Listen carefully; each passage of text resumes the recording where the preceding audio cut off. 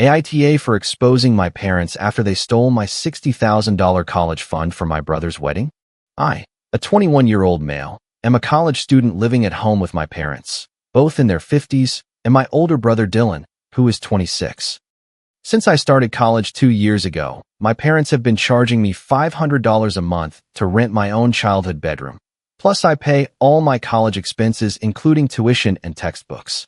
This would not be so weird if my family were struggling financially, but that is not the case. And my brother Dylan was never charged a dime of rent when he was in college. In fact, his entire college education was paid for with a $60,000 fund that our grandfather established for each of us at birth. The deal was simple. Grandpa gave my parents $60,000 for Dylan's college and another $60,000 for mine. Dylan used his to graduate from a good university debt-free. When my turn came, I expected to be able to do the same. Instead, my parents told me there was no money left for my tuition or living expenses. They were very vague, saying only that times were tough and money does not grow on trees. Meanwhile, they insisted that I study full-time and work almost full-time to support myself, including paying them rent every month. At first, I accepted it, thinking maybe there was some emergency or the fund had been mismanaged, although my parents refused to give me details. Over time, I started noticing things that did not add up. The biggest red flag was Dylan's wedding last year. It was extremely lavish, with hundreds of guests, a fancy venue, a designer dress for the bride, a live band, and even an ice sculpture. I just kept thinking about how much all that cost after they told me there was no money for my college. I did not say anything on the wedding day, of course, because it was their special day, but the suspicion remained. When I tried to ask casually about my college fund or if we had financial problems, they shut me down with phrases like, "Don't be ungrateful. We give you a roof over your head," or "You have to learn to fend for yourself." They made me feel guilty for asking, so I let it go for a while. Fast forward to this week. I just finished a grueling summer semester working 2 jobs to pay tuition and bills. I am exhausted and frustrated. I finally lost my temper and confronted my parents directly. I asked them what happened to the money Grandpa set aside for me and why they were charging me rent when I could barely afford books, especially since they never charged Dylan rent. The conversation got heated. My mother said I was out of line, that the money no longer existed, and that I should get over it. My father added that I am an adult now and it is normal to pay for my own things. I replied that it is not normal for parents to charge their child rent while he is studying, and even less so when there was a fund destined for my education. I lost my cool and told them they were acting like thieves by taking money destined for my education without telling me what they spent it on. They did not take that well at all. My mother was furious. My father basically told me that if I was going to accuse them of theft in their own house, I could pack my things and leave. They called me ungrateful and selfish for expecting a gift. I insisted that it was not just any gift, but a gift from my grandfather specifically for me. They yelled that I knew nothing about the financial burdens they had. In the end, I left the room because we were getting nowhere. Now everything is very tense at home, and we barely speak. Dylan, who moved back in with my parents after his wedding, tells me I should apologize and keep the peace. According to him, our parents must have had a good reason to use my fund, and I should trust them. He says I am being dramatic and that I will get over it. It is easy for him to say, as he had his degree and his dream wedding handed to him on a silver platter, while I am trapped in an unfair situation. Maybe I went too far by calling them thieves, and now I doubt myself. I know my parents do not owe me an expensive education or a free place to live as an adult, but all this feels very wrong. Am I the bad guy for exploding at my parents and refusing to keep paying them rent because I suspect they secretly spent my college fund on my brother's wedding? Update 1. Well, this blew up more than I expected. Thanks everyone for your comments. Most concluded that I am not the bad guy. Many pointed out the same thing I did, which is that my college fund probably disappeared into Dylan's wedding. Several advised me to talk to my grandfather, the one who gave the money, to get the whole truth. That was the push I needed because I had hesitated to involve him. I called my grandfather, and let us just say he was not happy at all. In fact, not happy is an understatement. I have not seen him that angry in a long time. The man is over 70 and usually quite laid back, but when I told him what was happening, that I am working myself into the ground to pay for college and even paying rent to my parents, While the fund he had prepared for me apparently disappeared, he totally lost his cool. He confirmed that he gave my parents $60,000 for my education, and according to him, that money should still be set aside for me. There had been no medical emergencies or family crises that he knew of that would justify using my college fund. Some asked if the money was in a trust or an account in my name. The answer is no. It was not a formal trust or anything like that. My grandfather simply saved $60,000 and then transferred it to my parents' bank account for them to keep for my college expenses the same way he did with Dylan's fund. He trusted that they would do the right thing. Yes, clearly he regrets that now. Anyway, Grandpa is furious and insists on having a face-to-face meeting with my parents immediately. We agreed to meet at their house tomorrow to talk. My parents have no idea that Grandpa knows everything now, so it will basically be an ambush. I am a little nervous. Confronting your own parents is not exactly fun. Still, I am very glad to have my grandfather's support. Honestly, I should have involved him from the start, but I did not want to drag the extended family into this mess. Turns out he absolutely deserved to know and is outraged that my parents kept it a secret. To clarify a few things, yes, my older brother Dylan and his wife currently live with my parents. They moved in right after the wedding to save for a house down payment, and no, my parents do not charge them a dime of rent, so I am the only one paying to live there. I guess my parents think a newlywed couple with full-time jobs deserves financial relief more than their college student son who is barely surviving. Some asked, why do I keep living at home under those conditions? Simply put, I could not afford anything else. The rent my parents charged, $500 a month, was actually the cheapest option I had. Renting a room or an apartment in this area costs a lot more, and with tuition and other bills, I simply did not have the money. Believe me, I do not want to be here, but I felt trapped. The good news is that after reading your advice, I have started looking for alternatives. A good friend offered to let me stay at his place if I need to, and my grandfather told me I am always welcome at his, so I have an escape plan if things blow up. I do not know what my parents will say when we confront them. Will they deny everything, make up some sad story? Will they blame me? The only thing I know is that Grandpa is ready for anything. He even insinuated that if they do not tell the truth, there will be consequences. I do not know if he meant legal action or facing the judgment of the extended family, but he sounded quite serious and honestly, I agree. Update 2.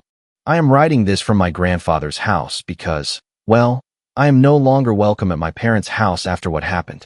The big confrontation happened and was just as dramatic as you imagine. Grandpa and I showed up unannounced at my parents' door yesterday morning. Dylan and his wife were not there, as they had gone to work. We all sat in the living room, and Grandpa got straight to the point. He asked what happened to the money I gave you for his college. My parents immediately tried to play dumb. My mother said something like, "What are you talking about? It is in a savings account. It is just that things have been tough." My father started stammering that costs had gone up, and they had to use part of the money for family needs. Many of you predicted they would try to weasel out or deflect blame, and you were right. Grandpa did not buy any of it. He pressed them, asking how and what family needs. He had not heard anything about medical emergencies, home repairs, nothing that came close to $60,000. He was incredibly calm, which made it even more intense than if he had been yelling. I stayed a bit back and let him take the lead. Seeing my 74-year-old grandfather put my parents in their place calmly was something impressive. Eventually, after much hesitation, the truth came out. My father slipped up saying something like, "We needed the money for the wedding, okay? You wanted your grandson to have a good wedding, didn't you?" My mother burst into tears, babbling that we had no other choice, that they could not look cheap on their own son's wedding. They said they thought they could replace the money later for my college, but things turned out harder than expected. There it was. They admitted it. They spent my entire college fund to give Dylan a luxury wedding. The money destined for my education literally went into ice sculptures, an open bar, and who knows what else. Money does not grow on trees, but apparently it does melt in the shape of an ice swan. At that moment I was furious. I said as calmly as I could, "So you are telling me my future was postponed so Dylan could have a fancy party?" My father yelled that I was being dramatic and that Dylan's wedding was a once-in-a-lifetime event, while I could go to college later or take out student loans. He even had the nerve to say they planned to pay me back eventually, but that I had made a huge scene and involved Grandpa, embarrassing them. That was what made Grandpa lose his temper. He basically told them, in no uncertain terms, that they should be ashamed that they took from me and from him. He demanded they return every penny immediately. My mother said they did not have that amount of money available. My father got defensive and said something like, "How are we supposed to get $60,000? We cannot undo the wedding." Grandpa looked them straight in the eye and replied, "That is not my problem. Solve it. You dug this hole, now climb out of it." Then he told them that if they did not return the money, he would take legal action and ruin them in front of the whole family. I had never seen my father's face go so pale. To top it off, he told me I should be happy now because I had turned my own grandfather against him. Then he ordered me out of his house. I did not even have to answer because Grandpa was already telling me to come home with him. Honestly, I was already more than done at that point. I grabbed my backpack and left without saying a word. I will have to go back later for the rest of my stuff when the dust settles. So yeah, I am out of that house. It is not exactly the way I imagined moving out, but I accept it. Right now I am cooling off at Grandpa's house. We have already been reviewing our options. Grandpa called his attorney mainly to see what possibilities we have legally, given that there was no formal trust. He also plans to send an email or letter to my parents establishing the terms, basically that they must return the $60,000, maybe by asking for a loan or in some other way within a certain time frame, or otherwise face the consequences. For now, I am safe at Grandpa's house and my parents know they are cornered. It has been an intense day. Thanks again to everyone who encouraged me to stand up for myself and involve Grandpa. Seeing them finally face the consequences was, to be honest, quite satisfying, even though the whole situation still is unfortunate. I will provide another update when there is more to share, especially about how or if my parents plan to pay back what they owe. Update 3. It has been a few days and I have new information. Many asked if Dylan knew what my parents did and how he is reacting. I finally had a real conversation with him and wow, there's a lot to tell. First, my parents have been completely silent with me since the explosion. However, they received a formal letter from Grandpa's lawyer, reiterating that they must return the $60,000 to me. Legally, it is a gray area because there was no written document saying the money was mine. But the attorney made it clear that if my parents do not cooperate, it will get very ugly for them. Even if we could not easily force them to pay through the civil courts, a lawsuit would make public everything they did, and they definitely do not want that. For now, my parents have not officially responded to the lawyer. I suspect they are desperately trying to figure out how to gather the money. As for my brother Dylan, I was not sure whose side he was on in all this. At first, he only knew that I was upset because somehow my college fund had disappeared. But after the confrontation, he learned the whole story. In fact, he sought me out the next day, and we met outside my parents' house to talk. I was preparing for him to take their side or look for excuses, but that was not the case at all. Dylan had no idea that my parents had diverted my college fund to pay for his wedding. He was horrified to find out. He told me that while they were planning the wedding, our parents reassured him saying not to worry about the cost because they had it covered. He assumed they had savings or maybe a second mortgage. He never imagined they would misuse my education fund. When I told him everything from my perspective, he got visibly emotional, and it was genuine, unlike Mom's tears. He apologized like a dozen times, saying that if he had known, he never would have allowed his wedding to be so ostentatious. Dylan and his wife have even taken steps to try to fix it. He offered to sell his car, a fairly new SUV that our parents helped him buy, and put that money toward replenishing my fund. I honestly told him it was not necessary, that this mess was 100% our parents' fault, not his. But he insists. He also said they have stopped house hunting and now plan to move into a small apartment. He feels terribly guilty that his big day was at my expense and wants to do what he can to compensate. I told him I do not blame him at all and that in the end our parents are the ones who must pay, but I will not turn down his help if he really wants to contribute. I am still very angry that our parents put us in this situation, but at least now my brother has my back, and that is a huge relief. It feels good to know I am not the only one who sees how badly Mom and Dad messed up. Dylan told me that he had several big arguments with them since he learned the truth. He basically told them how selfish and short-sighted they were. And of course, my mother would not stop crying saying they never meant to hurt me and thought they could replace the money before I noticed. My father, as expected, is mostly angry about having been exposed and embarrassed. He even told my brother that I overreacted by involving Grandpa. As for the return of the $60,000, there is still no news. I know from my brother that my parents have been meeting with a financial advisor and considering taking out a loan or refinancing the house to get the money. It does look like they are trying to solve it, probably because they know Grandpa is not joking. I am pretty sure they will have to cough up the money. They have no choice if they want to avoid being ruined and dragged into court. Grandpa told me privately that if they refuse, he is prepared to unleash financial and social consequences on them. Knowing how stubborn my father is, a small part of me fears he will harm himself just out of pride. But my mother is so scared that I suspect she will manage to make him see reason. That is how things stand. I am still staying with Grandpa, focused on my summer classes and work. My stress levels have gone down a lot now that I am out of that toxic house. It is unfortunate that it came to this, but I am grateful to have people who support me. Grandpa and Dylan are true legends. Many of you have already said it, but it bears repeating. None of this should have ever happened. My parents could easily have organized a nice wedding for my brother without ruining my future. They simply chose not to. At least now the people who matter know the truth of what happened. Update 4. I have a big update. And for once it is good news. My parents returned the $60,000. It took a couple more weeks, but finally the money is in my possession, kept safely in a new bank account that Grandpa helped me open. From what I understand, my parents ended up taking out a home equity loan to get the cash. They sent the full $60,000 to Grandpa's account, who then transferred it to me. We have not spoken or seen each other in person at all. This was strictly a business transaction handled by lawyers and banks. It seems perfect to me to see that money hit my account. It was surreal.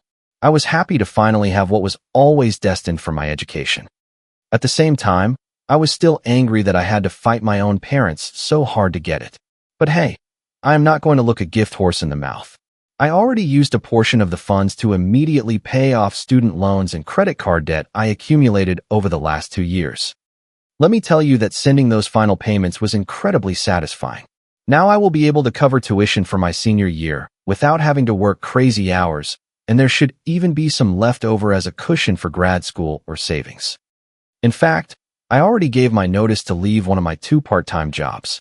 I will keep the other one for basic expenses, but I will no longer be working 50 or 60 hours a week on top of college. For the first time in a long time, I feel like I can breathe. No more falling asleep in class or begging professors for extensions because I was too exhausted from work. A huge weight has been lifted off my shoulders. As for my parents, there is not much to say.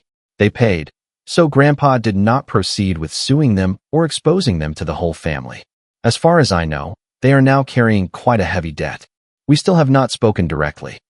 I think everyone involved understands that things cannot go back to normal after this. Grandpa remains polite but cold with them. He only handled the necessary financial paperwork and nothing else. He has told me that he has no intention of forgiving or forgetting their actions.